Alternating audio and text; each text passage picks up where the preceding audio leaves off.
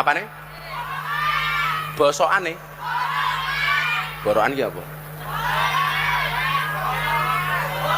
Oh kon borong. Oh kon borong. Es tehmu jek akeh ra? Masih. Ya kono blok. Assalamualaikum warahmatullahi wabarakatuh. Alhamdulillah, puja dan syukur pada Allah Subhanahu wa taala. Salat dan salam semoga tercurah dan terlimpahkan kepada baginda Nabi besar Muhammad sallallahu alaihi wasallam. Pertama-tama teman sekalian, disclaimer dulu buat teman-teman sekalian yang mungkin hanya mencari pembenaran atau mungkin tidak siap untuk diajak mikir atau sudah punya pemikiran sendiri dan tidak siap untuk ada semacam kayak diskusi di forum inilah ya. Saya sarankan nggak perlu untuk ngelihat video ini ya, karena saya menunjukkan video ini, saya membuat video ini untuk mengajak teman-teman sekalian berpikir lebih dalam, sehingga mungkin apa yang saya sampaikan mungkin nggak semua orang suka. Kita coba bahas tentang yang viral ini, tentang ini ya, penjual es teh di pengajian. Tapi saya nggak mau cuma bahas soalan kejadian itu aja, karena saya berpikir ada sesuatu yang lebih dalam yang lebih perlu kita bahas ketimbang cuma membahas tentang peristiwanya aja. Dan itulah kenapa saya mau buat video ini, karena saya nggak mau video ini cuma ditonton oleh orang ketika cuma kasus ini aja, tapi ini berkaitan dengan sikap mental seseorang ketika mereka menghadapi satu peristiwa atau dalam memandang satu peristiwa. Oke, kita mulai aja dulu dengan kejadiannya. Pertama, soal kejadiannya sendiri, soal present daripada kejadian itu sendiri. Pertama-tama bagi saya secara pribadi sangat tidak etis dalam satu forum misalnya, lantas kita itu menggunakan kata-kata yang tidak pantas dengan cara pengucapan yang juga menyinggung orang. Itu adalah sesuatu yang secara etis jelas sesuatu yang tidak tepat ya. Walaupun secara syariat kita bisa untuk debate, kita bisa punya perbedaan fikih di situ. Bahwa secara syariah ada yang bilang boleh, ada yang bilang nggak boleh, ya itu udahlah ya, namanya juga pendapat fikih. Tapi etika itu terkadang soalan hati manusia. Ketika ada orang melihat dan kebanyakan merasa tersinggung, ya berarti itu adalah ada sesuatu yang bermasalah di situ. Jadi menggunakan kata-kata misalnya goblok atau kata-kata tolol atau kata-kata bodoh dan seterusnya di dalam forum yang ditujukan pada seseorang yang spesifik, itu menurut saya tidak etis. Andai pun kita ingin mencontohkan, maka biasanya dicontohkan ya anonim kan gitu kan ya. Misalnya contoh, siapapun yang mereka itu menyakiti istrinya, pakai kekerasan dalam rumah tangga, itu pasti bajigur. Nah, itu tidak ada masalah karena yang disindir itu anonim, tapi menunjuk orang itu termasuk salah satu yang problematis dalam pandangan saya. Dan tentu saja setiap namanya cara berbicara, karena cara berbicara itu adalah bagian daripada seni dan juga budaya. Tentu saja saya juga nggak bisa menyalahkan kalau penggunaan kata-kata itu digunakan ketika dalam level terbatas atau dalam level pertemanan, karena kadang-kadang orang berteman itu ngomongnya ya bebas. Kadang-kadang ngomongnya ya kayak kemarin ketika saya ketemu dengan orang-orang Bandung, itu mereka memasukkan kata-kata ya titik-titik itu ya, itu menjadi satu bagian daripada kalimat gitu maksudnya. Jadi untuk merasa asik, untuk merasa happy dan seterusnya. Nah, itu mereka menggunakan kata-kata itu yang kadang-kadang kalau dilihat oleh orang yang bukan circle-nya itu kelihatan kayak kasar, padahal bagi mereka itu adalah sebuah seni dalam berbicara dan seni dalam berteman.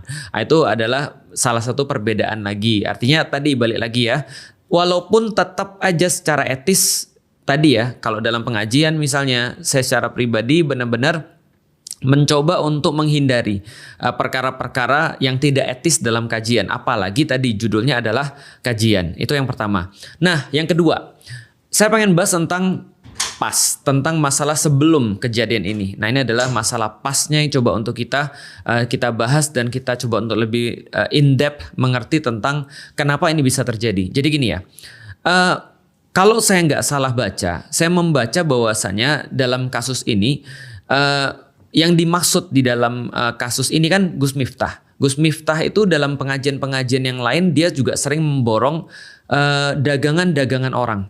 Jadi dia sering memborong dagangan orang yang datang ke pengajiannya, lalu kemudian dia ngabisin melariskan orang-orang yang jualan di sana. Nah, maka dari situlah muncul satu fenomena seolah-olah jadi kalau ada orang jualan datang ke pengajian Gus Miftah itu akan dibantu jualannya. Nah, saya melihat itu yang akhirnya menjadikan sebuah trigger bahwa ada seorang bapak-bapak, walaupun sekali lagi saya tidak mengatakan bahwasanya walaupun saya menceritakan latar belakang ini lantas jadi pantas untuk mengucapkan kata-kata tadi, itu udah kita selesaikan di poin pertama. Poin keduanya adalah saya membahas kenapa fenomena ini bisa terjadi.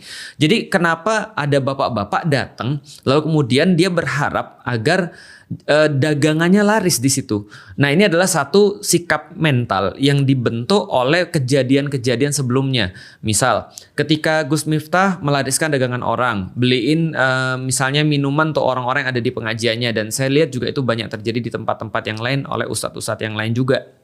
Maka wajar ketika ada orang yang datang bawa dagangannya, dia berharap dilariskan. Dan menurut saya ini adalah sesuatu sikap mental yang juga kurang tepat.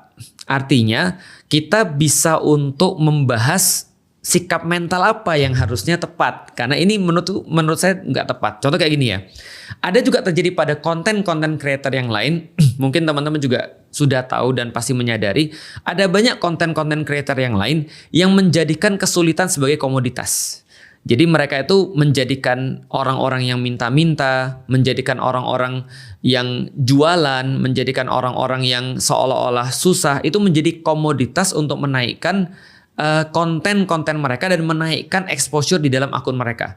Misal ketika ada orang ngelihat, wah ini kalian lagi kesulitan ya, nih gue bantu gitu kan ya. Ini lagi susah lu ya, nih gue bantu. Atau nih gue ambil seluruh dagangan lu, satu gerobak gue beli deh, bagiin pada semua orang. Nah akhirnya muncul apa? Muncul pandangan orang bahwasanya harusnya tuh itu yang wajar. Harusnya tuh kayak gini, ini tuh sudah wajar. Aku tuh wajar dibantu, aku tuh harus dibantu. Nah menurut saya ini mungkin mental yang nggak tepat. Kejadian pada konten-konten creator semacam ini bukan cuma satu atau dua orang, adalah orang-orang datang ke dia untuk minta bantuan. Kan gitu. Karena di dalam kepala orang ketika ngelihat kontennya, bahwasanya orang-orang ini memang membantu. Mereka nggak ngerti bahwa itu cuma konten gitu maksudnya. Nah ketika mereka datang untuk minta bantuan pada konten creator tadi, adalah yang dimaki-maki, adalah yang kemudian curhat. Akhirnya konten creator ini mental orang Indonesia nggak benar semuanya, minta-minta semuanya. Bro, kan lu yang buat.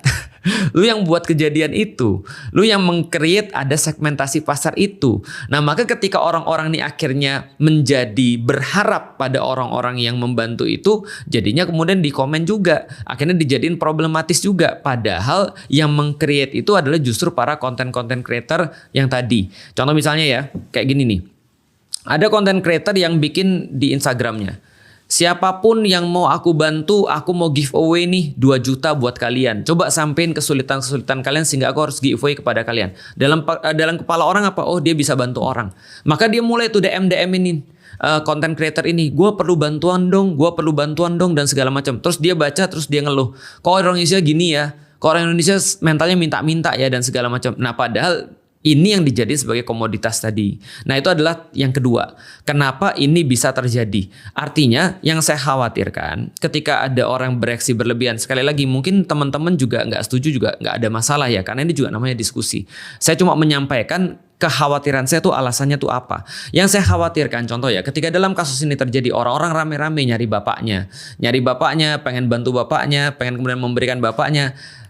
Tapi bisa nggak sih kita berpikir bahwa hal ini justru akan menjadikan sesuatu yang lebih parah di esok harinya? Seolah-olah misalnya bahwa setiap orang harus dibantu. Nanti orang-orang akan bilang, kalau bapak-bapak tadi yang menjual es teh tadi dibantu oleh kalian mau untuk umrohkan misalnya, kalian mau untuk bantu dia misalnya, atau kalian mau untuk apa misalnya, lalu kenapa saya nggak dibantu? Padahal saya lebih susah daripada bapak-bapak tadi. Ada orang-orang nanti berpikiran demikian. Yang saya khawatirkan adalah nanti mental-mental orang itu tidak punya mental usaha atau tidak punya mental untuk berusaha keras untuk mencapai sesuatu. Sebagai seorang muslim, kita harus membantu orang. Tapi sebagai orang muslim juga, kita juga punya sebuah sikap mental untuk tidak menyusahkan orang lain. Jadi tidak menadah, tidak meminta-minta, dan seterusnya. Tapi di sisi lain juga kita harus membantu orang. Idealnya sih kita ngelihat orang sebelum dia minta bantuan, kita sudah bantu karena kita tahu mereka sulit. Idealnya seperti itu tadi. Tapi saya nggak pengen mental minta-minta ini juga, atau mental untuk berharap dikasihani orang, atau mental dia menunggu untuk dibantu sama orang. Saya juga nggak pengen mental ini ada di antara kaum muslimin, karena ini berbahaya juga. Sehingga nanti yang saya khawatirkan ada orang-orang yang ketika dia datang ke ustadz, dia merasa bahwa ustadz itu wajib untuk bantu dia. Gitu maksudnya. Kamu kan orang baik, kenapa kamu nggak bantu aku? Ini kenyataan. Saya pernah ketemu dengan seorang mualaf. Mualaf ini kemudian minta ketemu sama saya. Lalu kemudian dia ketika minta ketemu sama saya tuh waktu itu lagi Jumatan. Nah, lalu kemudian ya saya bilang dong, ya udah kita Jumatan dulu aja. Ketika kita Jumatan, pas saat itu khotib itu lagi ceramah tentang sedekah dan keutamaan untuk mengutamakan orang lain dibandingkan diri sendiri. Nah, jadi ihsar kepada orang lain, mengutamakan orang lain dibandingkan diri sendiri. Beliau cerita tentang, khotibnya ini bercerita tentang para sahabat yang mengutamakan sahabat yang lain, tentang bagaimana semangat mereka bersedekah, semangat mereka dalam memberi, bahwa Islam ini adalah agama yang memberi, bagaimana penyesalan orang-orang yang tidak bersedekah dengan maksimal ketika di yaumil kiamat dan seterusnya. Nah, setelah itu mualaf ini ngomong dengan saya tahu sebenarnya mualaf ini perlu bantuan. Cuman kan tadi ya, kita tuh harus membantu dengan bijak. Dia bilang gini, saya mau ngetes ustadz ini.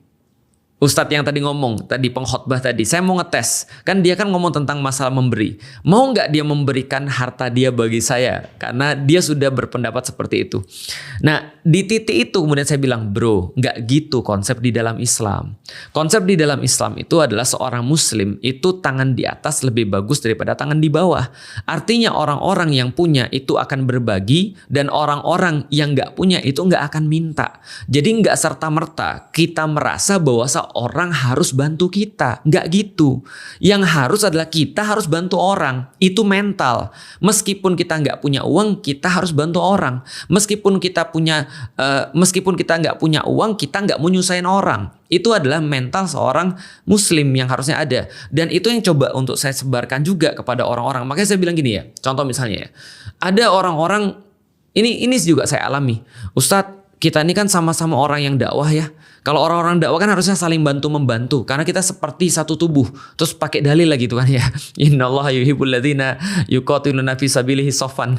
Gitu kan ya, ka'annahum bunyanun marsus. Sesungguhnya Allah menyukai orang-orang yang kemudian berperang di jalannya, berjuang di jalannya dengan cara seperti bersatu, seolah-olah mereka seperti batu bata yang bersusun kan gitu kan ya, atau seperti bangunan yang bersusun. Artinya kita tuh kan satu tubuh, Ustaz. Rasul juga bilang kita satu tubuh. Nah, kalau kita satu tubuh, apalagi kita sama-sama orang dakwah, masa sih kita nggak saling membantu? Nah, ini tolong Ustaz, ini saya lagi ada anak-anak belum bayar sekolah, tolong Ustaz ini dibantu karena kita tuh satu tubuh. Saya bilang gini, lah dalil itu bukan untuk dieksploitasi untuk kepentingan sendiri, tapi sebenarnya untuk kepentingan orang lain, bukan untuk kita. Karena saya bilang, bro, mohon maaf, kalau saya punya anak, lantas anak saya terus kemudian saya nggak mampu untuk biayain sekolah, mohon maaf, saya akan berhentiin anak saya dari sekolah. Kenapa? Simple. Karena saya punya pilihan untuk anak saya sekolah atau tidak. Gitu loh maksudnya. Artinya ini penting banget soalan mental. Makanya kalau kita sekarang udah menunjukkan rame-rame untuk kemudian menolong bapak tadi, itu bagus. Cuma tolong dipikirkan caranya biar nggak memunculkan masalah yang baru. Karena nanti kalau semua itu terjadi, lah ini sampai kapan kita mau melakukan ini? Mau melakukan dalam tanda kutip so-called menjadi pahlawan ini mau sampai kapan? Kita nggak nyentuh akar masalahnya apa. Kalau setiap orang-orang miskin itu harus diurus oleh orang-orang muslim, itu juga bukan yang menjadi solusi yang diberikan di dalam agama. Karena agama itu memberikan solusi berdasarkan permasalahannya sendiri-sendiri. Artinya permasalahan kemiskinan yang ada di Indonesia, coba bayangkan berapa banyak, dan kezoliman yang terjadi di Indonesia, kalau semua diserahkan pada individu dan komunitas untuk bisa menyelesaikan permasalahan itu, maka itu nggak akan selesai, gitu maksudnya. Akhirnya inilah coba kita pikirkan, ingat ya, hal yang seperti ini tadi ya ketika Gus Miftah tadi bilang perkara-perkara yang mungkin nggak etis bagi kita, itu kita udah jelas bahwa itu adalah sesuatu yang tidak etis dan itu adalah sesuatu yang harusnya tidak dilakukan. Tapi kita harus tahu juga bahwasanya ini muncul daripada tadi sikap mental yang tadi, karena sudah terbiasa orang-orang diborong jualannya, sudah biasa diborong, terus kemudian dagangannya, mereka merasa setiap kali datang mereka harus dibantu penjualannya atau harus diborong penjualannya. Nah, ini mental yang nggak boleh ada.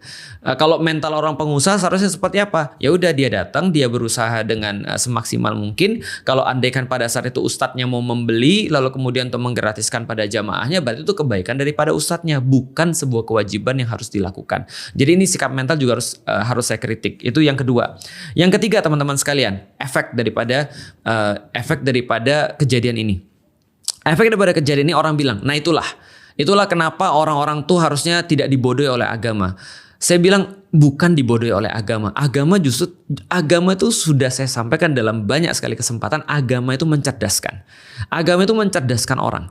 Dan salah satu kemudian kualifikasi untuk orang beragama itu harus mikir. Ketika mereka mikir dikit aja, maka agama itu cocok bagi mereka dan agama akan mencerdaskan mereka. Jadi agama itu tidak pernah membodohi orang.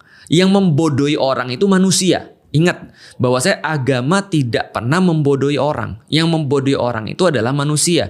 Manusia bisa membodohi orang, tapi agama nggak mungkin membodohi orang. Karena agama itu mencerdaskan. Coba lihat bagaimana kemudian orang-orang yang ada di Arab sebelum datangnya Islam, yang ada di Jazirah Arab atau di Hijaz atau di Mekah dan di Madinah, sebelum datangnya Islam, itulah mereka disebut dengan jahil, mereka disebut dengan bodoh. Nah, ketika Islam datang, Islam mencoba untuk mengajarkan mereka berpikir kritis. Coba pikir kritis, apa bedanya antara laki-laki dan perempuan? Kenapa laki-laki lu pelihara, perempuan lu bunuh, kan gitu kan ya? Coba berpikir kritis, apa sih kemudian yang menjadi keutamaan antara orang-orang Arab dibandingkan orang-orang Ajam yang selain Arab? Kenapa kalian menjadikan kulit hitam itu budak? Padahal mereka sama-sama terlahir dari seorang ibu, dari kemaluan gitu kan ya. Lalu kemudian mereka kenapa dibedakan berdasarkan dengan warna kulit? Itu berpikir kritis yang diajarkan oleh Islam. Kenapa kalian menjauhi perempuan pas lagi haid? Yang penyakit itu bukan masalah perempuannya, tapi mungkin ada darah kotornya, itu yang problematis. Ini adalah diajarkan oleh Islam. Jadi Islam sebenarnya mencerdaskan, agama itu mencerdaskan, yang membodohi itu manusia. Maka manusia membodohi manusia yang lain dengan seolah-olah bertingkah bahwa dia ngerti agama, itu sebenarnya. Jadi bukan dibodohi oleh Islam atau dibodohi oleh agama. Saya agak kurang setuju dengan pendapat atau dengan anggapan seperti itu, seolah-olah ya itulah di Indonesia makanya kita tuh jangan mau dibodohi oleh agama. Enggak sih, saya enggak setuju dengan itu. Lalu terus bagaimana kemudian kita menyikapi? Jadi gini ya, cobalah berpikir untuk konstruktif. Kalau Anda nggak suka dengan perbuatan seseorang, udah ditinggalin aja. Kalau Anda nggak suka dengan cara seseorang dalam merespon sesuatu, misal dalam kasus ini misalnya Gus Miftah misalnya, ya udah ditinggalkan aja. Kita nggak perlu untuk menghujat. Kita nggak perlu untuk semacam kayak ya melakukan hal yang sama. Contoh misalnya kita bilang, wah bener-bener ya segala macam lah. Saya nggak mau masuk ke situ ya. Artinya kalau kita nggak suka, kita lebih konstruktif aja. Berarti idealnya pengajian menurutmu seperti apa? Kalau idealnya menurutmu pengajian adalah harusnya mengajak orang untuk berpikir kritis, ya ayo kita bantu orang-orang yang kita anggap menaikkan berpikir kritis dalam kajian-kajian. Kalau misalnya menurut kita kajian itu harusnya mengajarkan agar akhlak kita lebih baik, ayo kita bantu orang-orang yang kita anggap bisa mengajarkan akhlak yang lebih baik di dalam pengajian-pengajiannya. Artinya menurut saya tidak perlu untuk kita terlalu menghabiskan waktu kita dan kita terlalu capek untuk membahas atau bahkan melakukan hal-hal yang kontraproduktif seperti ikut menghina, seperti ikut misuh dan seterusnya. Ya udah cukup kalau kita nggak suka ya kita support aja yang kita suka atau kita buat sesuatu yang kita suka.